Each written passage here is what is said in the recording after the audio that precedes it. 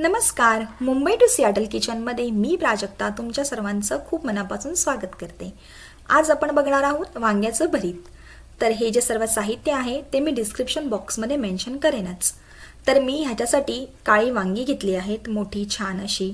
तुम्ही ही स्वच्छ धुवून घ्या आणि याला आपल्याला काटाच्या एका साहाय्याने आपल्याला ह्याला टोचे मारून घ्यायचे आहेत. सर्वांना माहीतच असेल आपण एक वेगवेगळ्या पद्धतीने वांग्याचं भरीत करीत असतो. तर आपण एक थोडीशी वेगळी पद्धत आज बघणार आहोत. खूप छान होते, एकदम टेस्टी होतं वांग. तुम्हाला सर्वांना लहानांपासून मोठ्यांपर्यंत सगळ्यांना आवडणारी रेसिपी आहे. तर हे अशा प्रकारे मी ह्याला टोचे मारून घेतले आहेत दोन्ही वांग्यांना आणि आपण थोडं हलकं हलकं ह्याला तेल लावून घेऊया. तर अशा प्रकारे मी ह्यांना तेल लावत आहे. त्याच्याने होतं असं की जे वांग आहे ते पूर्ण आतपर्यंत शिजतं व्यवस्थित. तुम्ही चुलीतही शिजवू शकता किंवा ओव्हनमध्येही शिजवू शकता. ओव्हनमध्ये शिजवण्यासाठी तुम्हाला 180 ते 200 डिग्रीला ओव्हन गरम करा आणि मग 21 ते 25 मिनिटं तुम्ही वांग त्याच्यामध्ये शिजवून घेऊ शकता. तर अशा प्रकारे मी ही वांगी शिजवून घेतली आहेत. तुम्ही बघू शकता व्यवस्थित शिजली आहेत. थोडी तळाला नाही शिजली आहेत, पण हरकत नाही, आपण ती फोडणीमध्ये व्यवस्थित शिजवून घेऊया.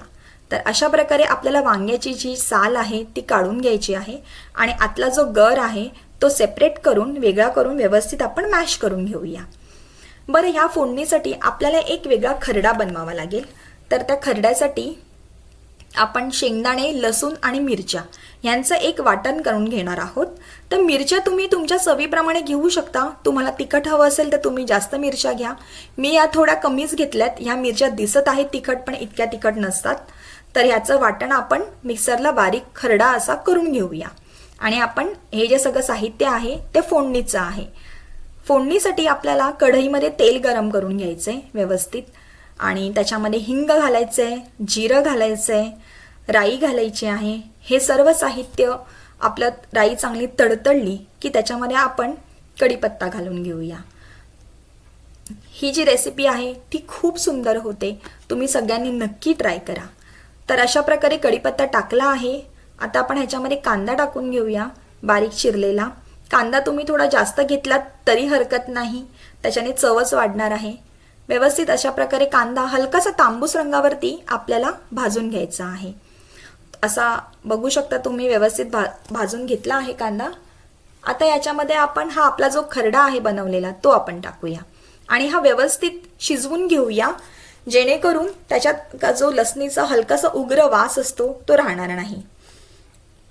एक आपल्याला 4 ते 5 मिनिटं एक 4 ते 5 मिनिटं किंवा 2 ते 3 मिनिटं हा व्यवस्थित शिजवून घ्यायचा आहे.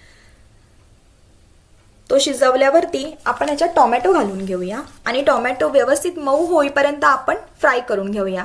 थोडंसं हलकंसं कढईला खाली चिकटतं, पण हरकत नाही. तुम्ही टोमॅटो घातल्यानंतर टोमॅटो जसं पाणी सोडतं ते खालचं जे चिकटलेलं असतं ते व्यवस्थित सुटून जातं. आता आपण ह्याच्यात फक्त हळद घालायची आहे, बाकी कोणते मसाले नाही घालायचे आहेत, कारण ह्याच्यामध्ये जो फ्लेवर आहे तो आपल्याला खरड्याचा फ्लेवर जो आहे तो मेन आहे. आणि आता ह्याच्यामध्ये आपण आपली ही जी मॅश केलेली वांग्याचा गर आहे तो आपण घालून सगळं व्यवस्थित एकजीव करून एक 10 ते 12 मिनिटं गॅसवरती लो मिडियम फ्लेमवरती शिजवून घेऊया. आणि ह्याच्यामध्ये आपण मीठ ॲड करूया चवीप्रमाणे. व्यवस्थित ते एक 10 ते 12 मिनिटं छान अशी दणकून वाफ काढून घेऊया, जेणेकरून पूर्ण जे सगळे फ्लेवर्स आहेत ते एकजीव होऊन जातील आणि अगदी खमंग असं वांग आपलं तयार होईल. तर आपण हे अशा प्रकारे झाकण मारूया आणि वाफ काढून घेऊया. तर तुम्ही बघू शकता खूपच छान आणि इतका खमंग वास येतो आहे की नक्कीच तुम्ही ही ट्राय करा. रेसिपी खूप सुंदर आहे आणि ज्वारी आणि बाजरीच्या भाकरीबरोबर तर अप्रतिम लागते. शेवटी मी कोथिंबीर घालून ह्याला असं सुंदर कोथिंबीरीचा एक सुंदर फ्लेवर असतो, तर तो खूप चांगला मुरतो स्पेशली वांग्याच्या भरीतमध्ये. तर नक्कीच ट्राय करा. आणि आता आपण ह्याची प्लेटिंग करून घेऊया. बघू शकता मी ज्वारीची भाकरी भाजलेली आहे आणि एका छोट्याशा कढईमध्ये खूप छान असं वांग्याचं भरीत ठेवलेलं आहे. तर तुम्ही नक्की ट्राय करा आणि चॅनलला सबस्क्राईब करा, फॉलो करा. अशाच छान छान रेसिपीज मी घेऊन येईन. धन्यवाद.